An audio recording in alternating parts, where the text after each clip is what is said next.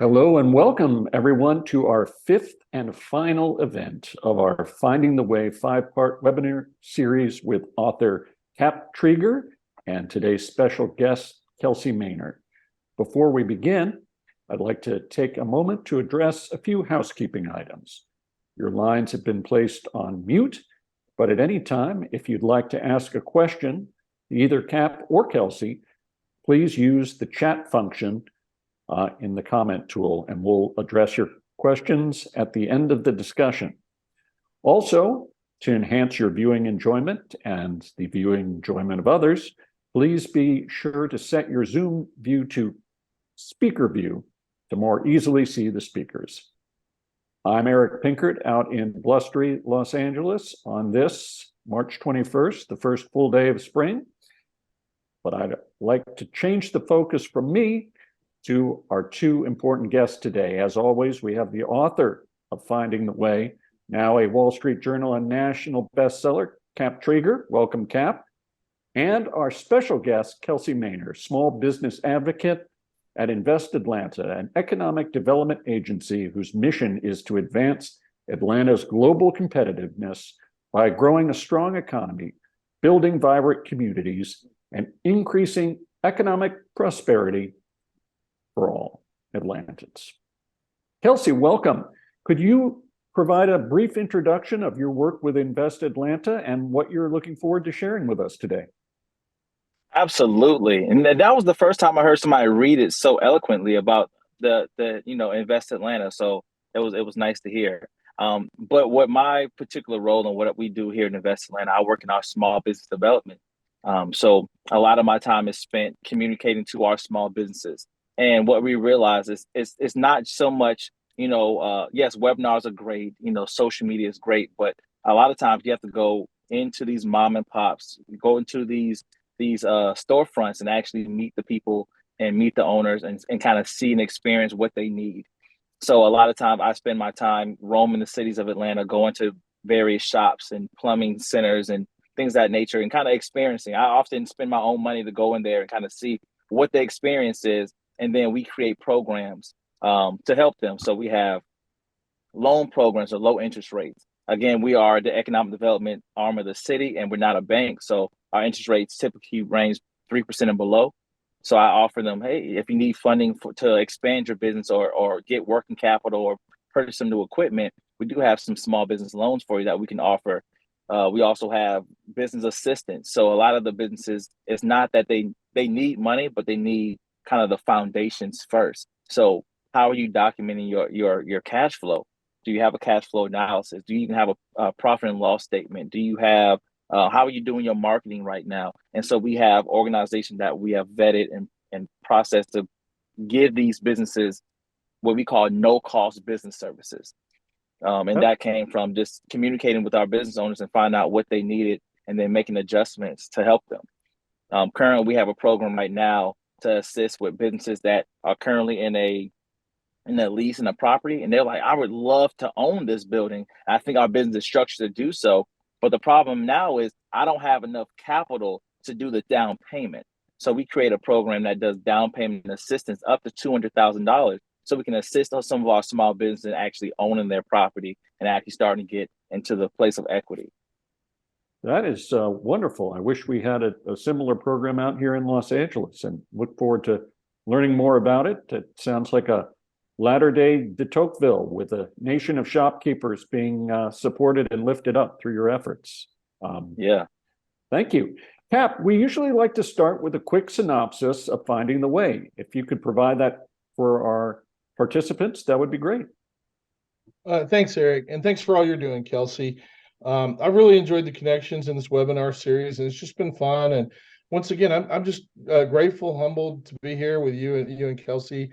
And Finding the Way, the Entrepreneur's Tale is a business fiction book. It's the story of an entrepreneur finding the way and starting a new company. And along the way, the main character grows as a leader, kind of goes through a roller coaster of adventures with great mentors and challenges and lessons along the way. And the idea is readers can grow and learn along the way as well, and hopefully be better prepared themselves to be an entrepreneur or leader. Fantastic. Well, and speaking of business fiction, we can't help but note that you are using a pen name with which you used to write this book. Why did you choose to do so, and what's the backstory on it? Thanks. And yeah, the book, it's actually loosely based on real businesses and real people. And I didn't want to throw anybody under the bus, kind of protect the innocent and the guilty. But also, having fiction, it allows you to take liberties with the story to serve the purpose you're trying to accomplish. And really, I'm not looking for notoriety. I'm not promoting anything. I just want to help entrepreneurs. And so it made sense to do that. And so I was looking for a pen name. I always tell people I'm a capitalist tree hugger, in the sense that, I want to leave the world a better place than I found it. And maybe entrepreneurship and leadership's a way to do that. So that's where that name came from. That's great. Thanks so much. The focus of this series is, of course, the 5 essentials that you have in the book. And how important are they to budding entrepreneurs? And what advice would you give them? Thanks. And I want to be sure that I'm not suggesting that there are only 5 essentials in building a business, or that these are the only lessons in the book. But I will say, when people come to me, when I invest in a company or mentor someone, I do sort of walk through this process of these 5 essentials where we articulate who we are and where we're going, measured against what's important. We understand what our customers or our constituents really are looking for. We make sure that we have all the right pieces in place, and not just within the company, but externally. And then a piece that brings it all together is what we're talking about today. All these pieces are complementary and interdependent. And I think finding the right alignment of those things ties it all together. And so, I do think that when you take all these elements together, they seem to add up to success factors in a business. And I'm thrilled to be here and talk about alignment today. Excellent. Fostering alignment both in business and also among the 5 essentials. So, yes, Kelsey, I would like to ask the first question of you, given your experience working with so many different types of businesses, including early stage founders, as well as the types of companies that you gave us an overview of it. How important is fostering and finding and fostering alignment early on, and why do you think this is such a challenge? Now, that's a great question. And it's interesting because a lot of times the alignment is first based on the person who started the company, like the owner. And what are you looking for, and what focuses do you have? And then being able to communicate that. A lot of time they say it starts at the head. And so if the head's not, if you're not clear on the vision of your company or the trajectory you're trying to go into, then it's very hard to send out people to do the task needed when they're kind of confused on what's needed. So in order to have alignment, you have to have a clear understanding and vision of what's going on. And so that's why we have a lot of our programs that we do. They're at no cost. I don't want to charge you to we don't want to charge you to figure it out. We want you to be a successful business in the city. So when we're working with business, a lot of it is like, hey, let's sit back and look at your business plan and see what you said you wanted to do. And if you don't have a business plan, let's write that down, because in order for us to help you move along, you have to know that where are we going with this. And even when it comes down to hiring employees, it gets difficult if you don't know and assess what your business is lacking. You don't just hire people because you can; you hire people because you need to. That sounds really interesting. That the importance of getting an outside perspective or outside assessment of actually how you're doing that alignment in addition to your own. It's often hard to get out of your own way, and you may think you're aligning more than you are. So excellent point, Kelsey. Cap, why do you feel that fostering alignment is so often overlooked or perhaps not emphasized enough? First, I am going to just leverage also what Kelsey said. It does start with leadership, and it's hard to expect people to surpass an alignment or other ways what's set before them. But I think one of the issues with this essential and why it's overlooked and underrated is I think it seems obvious. We have a vision. We understand where we think we want to go, at least to some degree, and we sort of take it as obvious that everybody else will do that and take it for granted. So we don't always formulate, articulate, communicate, and integrate to the right degree. And I like to be, when we talk about alignment, as comprehensive as possible, and also believe it helps to be as empirical as possible. So the goal in your venture is to be more than a workplace to all parties involved, and for people to be more and better bought into the greater mission, and to understand their role in the mission, and create better value in that direction.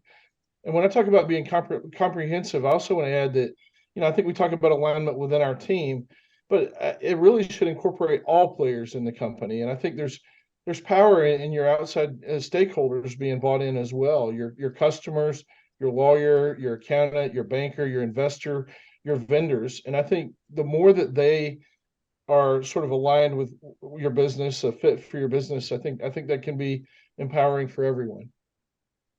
Excellent points. Really Kelsey, good point. You are familiar with many companies that are achieving success and growing, and some of which are growing very rapidly. And as you point out, it starts with leadership, and understanding and fostering alignment and common communication is often effortless when you have a handful of people along with the top leadership of the company. But as the company grows, that can be pretty daunting to spread that alignment as new people enter the organization that don't have that shared history or even the shared lexicon that has been developed among the team. What is the implication for a growing business that doesn't achieve alignment? Well, I mean, obviously, lack of direction is disempowering, and lack of understanding. We spoke last week about a company that was created and exited by a longtime friend of mine, and it was so powerful in his company. Everybody, when they came in, they knew what the key performance indicators were within the company, and where they stood, and where their job performance fit, and yeah, it was just empowering. So sort of the opposite of that is another company that I've sort of been trying to mentor and help. And I think nobody would say it to the founder, but if you privately interviewed people separately, maybe they were presented with key performance indicators, but they weren't really sure where they fit in getting to those things. And they would complain about a lack of direction, and how how undercutting that can be. And so I think it's absolutely constructive to have everybody lined up and understanding roles and objectives, and important in culture as well. Yeah, that sure sounds like a challenge. Kelsey, any thoughts Yes, on this issue? Absolutely. It's interesting. So yesterday I'm speaking to a business, and what they've been able to do with their initial core was so powerful. But as they expanded, like you were saying, you start to lose some of the alignment as new people come on. But with Invest Atlanta, I've noticed the energy of our team as we're growing. What we do is we have a thing where we go out into the community and we visit, like do a site visit, a business that we've worked with in the past, and we check to see how they're doing. We walked through a business, and they show us their new warehouse, and told us about the things they've been able to accomplish. And we say, this is why we do what we do. So we can hear from businesses in the city of Atlanta say, hey, I went from making dolls in my garage to getting a small business loan from Invest Atlanta, getting partnered with the organization, getting partnered with this accelerator organization, getting some more funding. And now I'm in Target. Now I sell, ice cream across the state, and now going national. And we started here in our garage with a cart, and being able to show what the input of all our efforts are and how it turns out. It allows you to continue to tell that story. And then you pick different ones. You tell success stories, and you make sure that you show clear KPIs, like you mentioned. That's something I really try to harp on, is what is it that you're trying to obtain, and what are the steps to get there, and how do we measure these milestones. I just made a post yesterday on social media about small wins, and if you count small wins, and if you acknowledge your small wins, then not only does it fuel to keep winning, but you can show the momentum, and show what that over time, like over the last year, we were able to help 700 businesses with this program because we counted them, you know? And so that allows you to fuel and keep the messaging clear and it's communicated. You got to show it. It's quite a journey from making dolls in your garage to seeing them on the shelves at Target, but great success story. Cap, you mentioned a couple of different businesses where you found the benefits of alignment and the consequences of lack of alignment. How about in your own career? Was there a particular example that you felt either from the book or elsewhere that alignment was particularly dispositive? And of course, anytime you have better understanding and buy-in, you're always going to get better performance, make better decisions, and particularly when you need to evolve a business. I think having sort of empirical measures. And so one of the examples I use a lot is at some point, speaking of alignment, and this is kind of working backwards at it, but one of my best mentors, he said, within your business, you should be able to understand where every dollar flows and where every expenditure comes from. And he said, so basically he made me challenge me. So if we had, a sales process and a support process and our executive team of overhead, and he made me pull, what percentage of every contribution went to those things. And so at one point I was kind of doing the math and looking at where people created value. And we had someone in that company who was administrative, and I went to started doing the math. And to me, as we're talking to people, she was providing a lot of value to everyone that called in, to our customers, and to our sales support and executive team in a number of ways. So I started allocating dollars that flowed to her. And and of course, we had a company culture and a mission statement. And I just remember as I went through this process with everyone, when it was my time to sit down with her, I showed her how she was paid for. She was extremely bright and competent. And I just showed her this is why you're important to what we're trying to accomplish here and the jobs that we create and the things we do. And she was already good. Her performance went to such another level when she realized she was creating this value.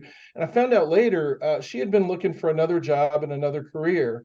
And once she saw, wow, I'm this important, I'm this valuable, it was just a whole different person. She started thinking big picture, what makes a happy customer, what makes money for the business, and just saw a whole nother evolution. And she ended up becoming an essential. She was already essential to the team, but became a real leader in what we were doing just because she was able to see why, the power of where she was going. So anyway, that's probably the first example that comes in mind, but I could give you hundreds of them.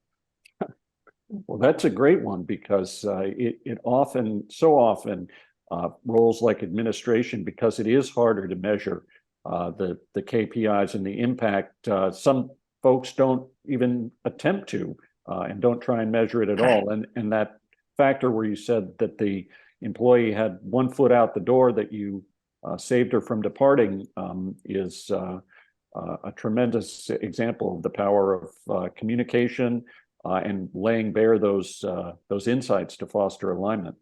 How about you, Kelsey? An example from your career or with one of the companies that you work with that you've found alignment to be especially important? Man, so a lot of people know me for doing business with small businesses, but my the industry I'm prominent in is hospitality. So I've been in hospitality for almost 14 years. I've helped open up 7 restaurants, a hotel, 2 clubs, a lounge. We have, if you ever come downtown, you got to come down to Atlanta Breakfast Club and check it out. But it is interesting because what you have to be really good at in fostering alignment. Not only do you have to understand yourself, these are soft skills you have to develop. And so when you're dealing with soft skills, you have to be more emotionally in tune and understanding and kind of gauge people. Like you would have known that person was one foot out the door, but once you were able to break down barriers and actually communicate with them, less of employee, employer, but more so as we're communicating as people. What are you needing from me? What are you needing from this job? What are you looking for? and starting to build new. Like sometimes the challenge isn't the work, it's how do I feel about what I'm doing. I'll give you an example real quick. I had an employee that, if you're familiar with the restaurant industry, it's difficult sometimes. A lot of people are going through things. Some people are trying to be actors and musicians and things of that nature. That stereotype of the industry.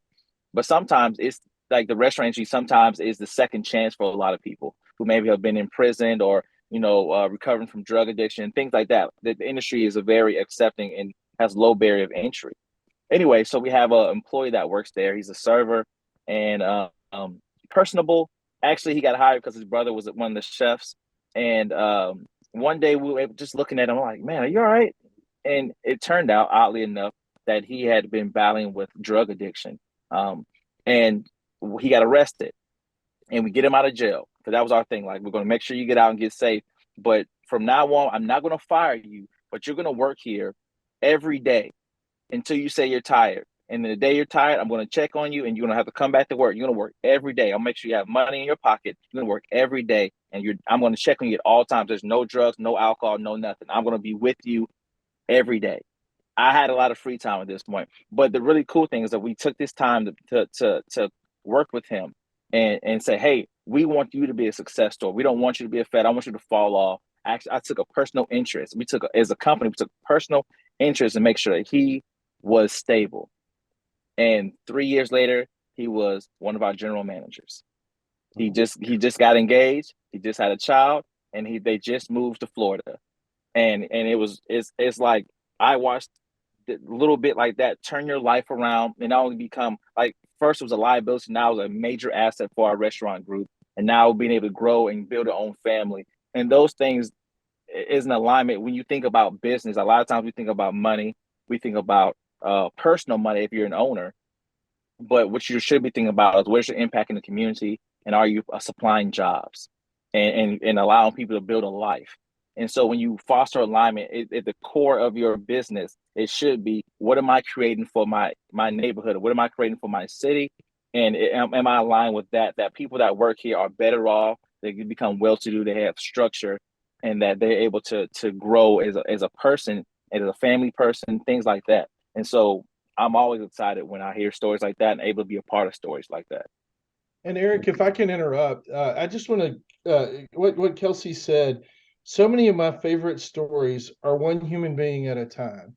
And we all like processes and systems, and they are important for the organization. But I also want to point out, you're talking about a human being with a family and a life that's a contributor. That's also good business. And so that subcomponent of alignment, I know it's very obvious, but I just want to highlight that so many of my best success stories added up to massive effect, one human being at a time. Yeah, Absolutely. Kelsey, that's a remarkable and an inspiring story of redemption, and it shows that not only the efficacy of that types of hands-on assurance of alignment that through sort of relentless supervision in this case to get this individual on the right track, but also the fact that all businesses are of course comprised of people who have good days, bad days, and some have significant challenges outside the workplace, and that when they come to work, it's not always easy to leave that at the door, particularly if you've just been arrested. So Right. it's and in hospitality, paramount among industries is a people business, and so there's really nowhere to hide when you have an issue like that. So thank you for sharing. I'd like to say, since you work with businesses that are starting, is there from your experience, a trap or a series of traps or mistakes that founders or new organizations tend to make in getting out of the gate and getting off of the ground, so making that transition, say, from your garage to a factory? That's interesting, because in the book it talked about there was two different business models. Cap, correct me if I'm wrong. It was one. It was how do you describe it? You described it as one that scales, and then one that, oh man, I can't remember. But there's two different seemingly business models. Like, do you want to scale fast and grow? There's a growth business, I think it was. But a lot of times it's wanting to scale too fast. I believe it. I believe the beginning of the book talks about most of the time we don't even know what our true customer base is. Like, we haven't touched the surface of it. It's a small business. When you start off, you trying to find out who your customer base is, and through the people that you can reach on social media and the people you can reach with marketing efforts, but you've only touched like a minuscule amount of people. So you want to scale so quickly, but you haven't established your foundation. So that my experience, I'm dealing with businesses who haven't established a foundation. And so you want to grow, but it's rocky. And we want to make sure that you're secured with your documentation. A lot of times you'll go in there, you'll file for an LLC. You didn't even do the documentation. You don't have any bylaws, and you have no business license. You have no business plan. You don't even have, you're running, but you don't know where you're running to. So a lot of times I'm saying, hey, a lot of times the business that you see that excel have been working for the last 4 or 5 years, and you just heard about them. They just broke surface. So I'm always telling them, I don't want you to be patient, but I want you to be diligent in what you're doing here. And that's a hard pill to swallow. It goes back to what we're talking about, alignment, making sure that the core of your business and what you're starting now is solid, solidified, and you're focused, and then we can move forward. But people want to move forward and then bring people along. Like, you hiring employees, but you have no way of paying them yet. You're trying to have people do jobs that you're not even sure is effective for the business model you put together. And so it's really slowing down and documenting and saying, what do you do? If you start off with documentation and a clear project, you can assess via data. And a lot of times we're going back and having to pull your documentation. We have to go back and pull and see if you can compile some of these paper receipts you have all over the place and actually look at your business. And so that I can sounds do like this all day. a challenge for the bookkeeper or accountant. That's for sure. Well, great reminder of the importance of setting that solid foundation. It sounds like in many cases, budding up entrepreneurs don't know what they don't know, and things like business licenses and getting the bylaws in place aren't necessarily the most glamorous aspects of running a business, but they sure are essential. So a great reminder. How about you, Cap? Have you seen patterns among entrepreneurs where they have stumbled because of common oversights or errors? Yeah, and it's I see this a lot. You know, and of course I'm an entrepreneur. We have our vision, we have our ideas for what we want, and I think sometimes we take it too much for granted that everyone else is on board with that. You know, we're bad to presume that to varying degrees everybody understands where we're going and how they're aligned and what their importance is. And so, you know, even and sometimes we'll put devices and dashboards in place, but they don't necessarily enable. They talk about the key KPIs, but aren't as enabling.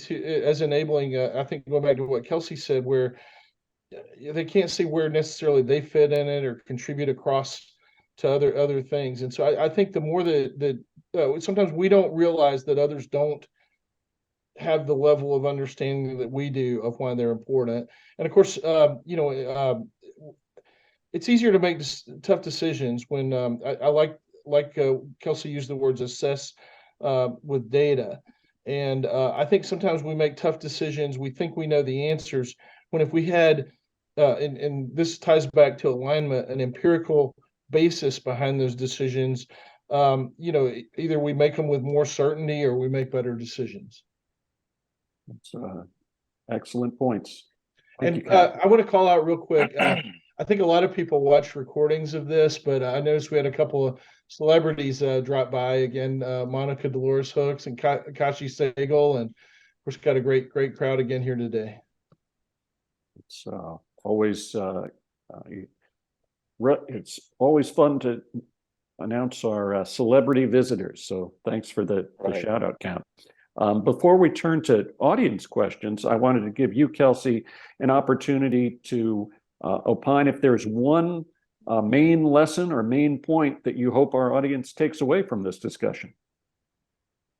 Yeah, and it's funny. I was kind of like sitting on this one, but there's two different perspectives when you're dealing with company. A lot of times when we talk about alignment, we complain because we've been a part of a company that maybe is you seem is no longer aligned.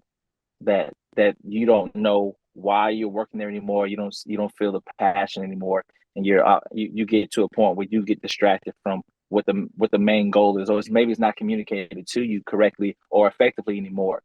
But also as an owner, the the ability to get distracted, the ability to get down. Imagine being the owner of a company and it's growing, and you're waiting for this deal to come through, and it doesn't, and now you have to pivot a little bit, but you still have people working.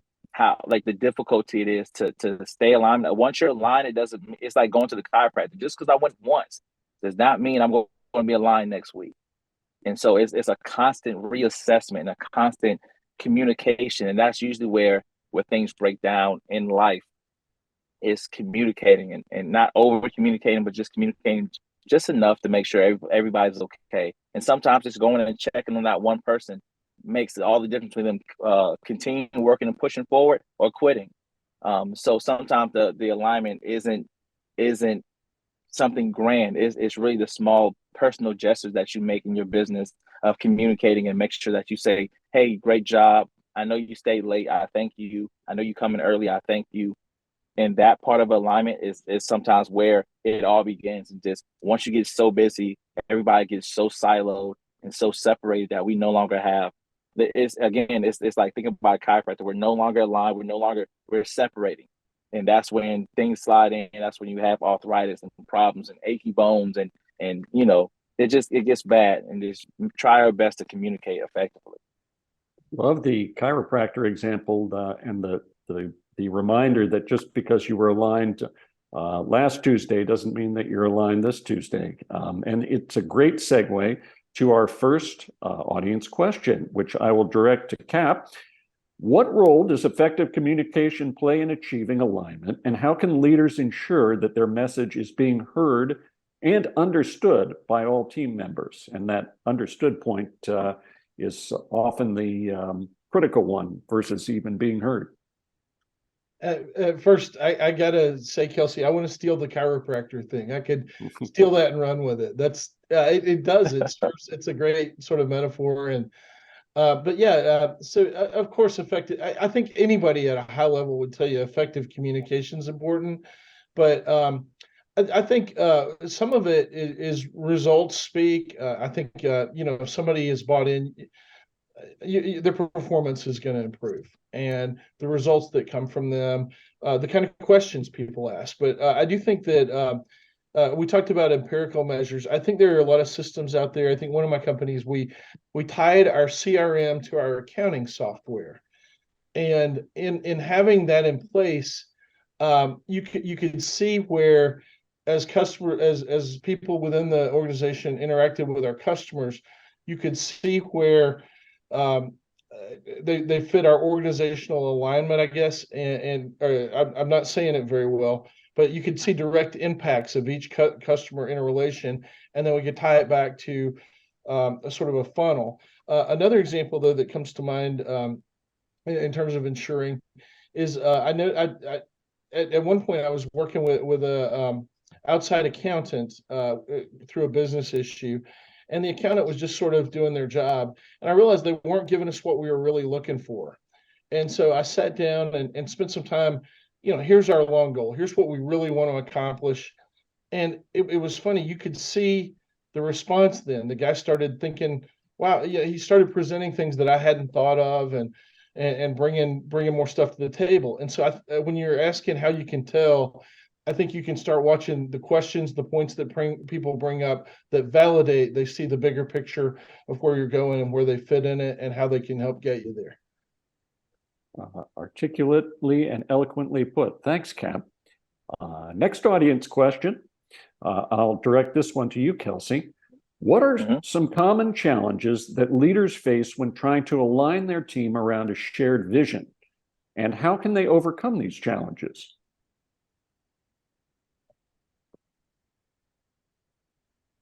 The challenges you face oftentimes the level of understanding that you have for it. I realize this when I go home and I talk about some of the business experiences I've had and the things that I dealt with that day, and my wife is like, she's not in that industry, and so it's not as plain, and you haven't broken it down enough for them to understand. A lot of times we take high level information that we've acquired from our experiences and our conversations, and when you go to present to your team, you got all these ideas, and they're like, "Yeah, I'm excited because you're excited, but I don't really know what that means for me or how that applies to me." And so sometimes you do need that excitement to amplify the room, but you have to do follow ups with people, or at least with your team members, so that they understand what it means for them. I think there's a personal touch, and when we say personal, it doesn't. If you're running a massive organization, that personal touch may be on management, but or the department in communicating. But you have to be able to take a large vision and then break it down so that the morsels that you share can be consumed and understood. I think a lot of times that's where we miss it. We, like, again, you give a grand speech and everybody's like, "Yeah," but I don't really understand what was being said. I don't understand how. Or, all right, well, how do I? What is it? What's my next step? I see your excitement, but what is the next steps? And so a lot of times we miss that because we use more charisma than we use logic sometimes, and it's really about breaking it down. Really important reminder that inspiration needs to be matched with brass tacks and follow-up and breaking it down, as you put it. Cap, anything to add on that question? Thank you for bringing that back to me, because I really wanted to compliment something that Kelsey said. Is one of our biggest challenges in alignment is people within our organization or external players in our organization have their own priorities. They're in it for their family, they're in it for their career success. Sometimes they have health issues at home or anything else. And if we want them to buy in and be aligned with us, I think it helps to understand where they're going and find how our alignment and theirs fit together. And so I want to compliment what he said, and then bring, if there's not a common ground, if their career and family interest doesn't align with our organization, that tells you something. But in almost every case, you do find alignment. They were there for a reason, and you brought them in for a reason. And so it extends beyond sort of the obvious part of the organization. And I think sometimes we miss that part of it, that component that enables us to get that buy-in.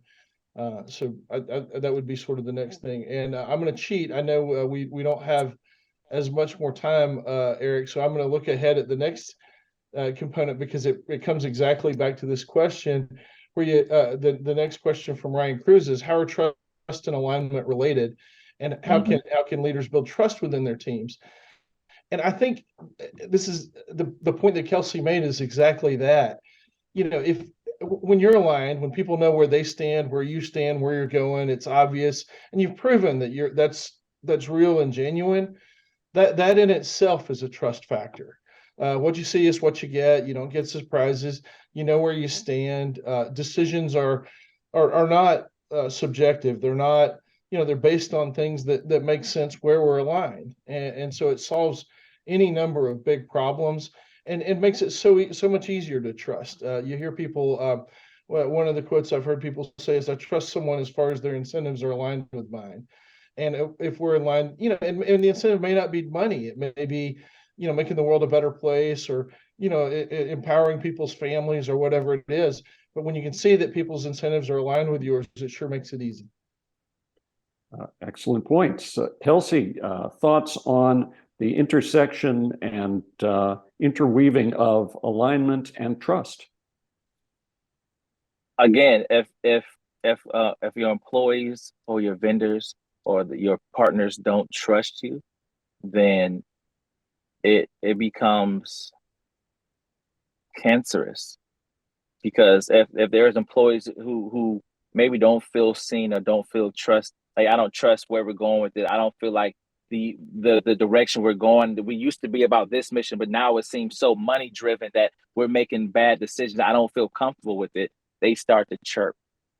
And and what you have is a miscommunication, because maybe that still is, but you realize that in order to do more work, I need to make more money, and we made some adjustments. But if it's not, again, if you're not communicating and continue to build that trust, it becomes distrust. There's only one or two things: it's trust or distrust. And as soon as you start creating distrust, it takes so much more to build that trust back, because now it went from one person to four people. Now at lunch, people are chirping because I feel some type of way, and then now we have social media, so that chirping spreads. So a lot of times, again, the communication and building trust is again, we're dealing with people. I know we've gotten to the point where buildings and businesses are buildings and businesses are money generating, but we're dealing with people, and the only way to grow is to make sure that people are on your side. Yeah, and those chirps can form a chorus a lot more quickly than you might imagine. So a great point to nip that in the bud. Well, we have time for one final question here, and I'll ask Cap to address it first. And it's, to me, alignment with stakeholders is about building trust. What are some strategies that are easy to implement to build trust early on with all stakeholders? It's easy to talk about it as a value, but it's hard to grow trust quickly. And leveraging sort of the prior point, Eric, yeah, when you're consistent in making decisions and they're not surprises, when people understand the decisions, the things you put in front of them are always consistent with direction or explained or provided. And so, the Jack Welch quote that no one should be surprised when they lose their job, but it goes beyond that. You shouldn't be surprised by, and I realize, you have to be nimble in business. Sometimes there's things you just can't share, but to the degree that you can help people understand, where they fit, where their mission. And so, this whole conversation of alignment is where I would start in setting up a system for trust. And then finally, so glad Kashi said that. And I know Kashi's read the book because she was great. But the best way if you want people to trust you, just be trustworthy. And you can learn all the tricks in the world, or you want something that's really going to last and make you a great human being and accomplishing things and a great business person. Just give them a reason to trust you by being trustworthy. Excellent point. Kelsey, any final words, final thoughts on that? Man, that was this. You want to be trustworthy? Be trustworthy. Just start there. That's great. That's exactly what happens. You can't fake it. But a lot of times when dealing with stakeholders, you've communicated with them the grand scheme, the ultimate idea or concept of where you're working at, and understanding where you are. Like oftentimes the stakeholders are the ones who know the goal, the big identity that you want your company to have, and as you're working to it. So there should be no surprises. I think being open and forthright with them oftentimes works better, because again, stakeholders is the worst time you want to have chirping, because they'll call each other and be like, I don't feel comfortable with this. I'm gonna get my money out. I'm gonna back away. And that snowfall is much bigger from up top. That's very dangerous. And so that's where you want to be just as trustworthy and communicative as you're dealing with, again, people and fostering those relationships. She said at the beginning is really just being true and showing your best self. Don't fake it. A lot of times I tell people when we're working with Invest Atlanta, when we're doing loans, I'm like, don't tell me a lie. Like the reason Invest Atlanta is doing what we do is because we understand the small business landscape, and a lot of times that you may be in over your head. You may need more funding. You may actually have much less revenue than you're putting forth. But on this paper, I need you to tell me the truth. If you got declined from a loan that you try to get and you got declined, that's okay. I know you got declined. I didn't look at documentation, but I'm reaching out to you because you can't get funding anywhere else. So I want to be that lifeline. But if you start lying on your documentation, when we have to dig in and look at your numbers, you're not going to look trustworthy. So don't lie to me and tell me, oh, we're this $1 million valuated business. No, you're not. And it's okay not to be, but I see the potential in you and I want to help you grow. And that's how stakeholders look at our businesses. And the moment we start lying and trying to be deceived, like I want to make it look so good. We call it lipstick in the pig. At the end of the day, we're going to realize it's a pig. And, not everybody wants to play with the hogs. So it takes some trust. You have to trust yourself and trust what you're doing. You honestly, trustworthy means, do you trust yourself enough to say, hey, this is what it is. This is where I am with it. And this is my big goal. Do you see it? And it's okay if they say no. Go on to the next one. But a lot of times we start to lie and become untrustworthy because we want so bad for it to be successful and just not patient. Sure. That goes back to the beginning. Well, that's a reminder that trust is easy in theory, but sometimes more difficult in reality. But that advice is about the polar opposite of fake it till you make it that I've ever heard. And so we will leave you with the last word, Kelsey. The book, as always, is Finding the Way. And if you have not obtained your copy, why, you must be the only one with these sales figures. So available at Amazon, fine booksellers, kiosks, airports, anywhere you will find books, you will find Finding the Way. And make sure to connect with the community on LinkedIn, Facebook, Twitter, or Instagram. I'd like to close by saying a big thank you to our guest today, especially Kelsey Maynor of Invest Atlanta. To learn more about what that organization is doing to support early stage companies of all sorts, please visit investatlanta.com. And thank you, all of you who joined us for this 5-part series. Our series is now concluded, but the fun doesn't have to be. If you've missed any of these events, we encourage you to watch the recordings online and stay in touch with the community at findingtheway.com. Thank you, everybody, and have a wonderful afternoon.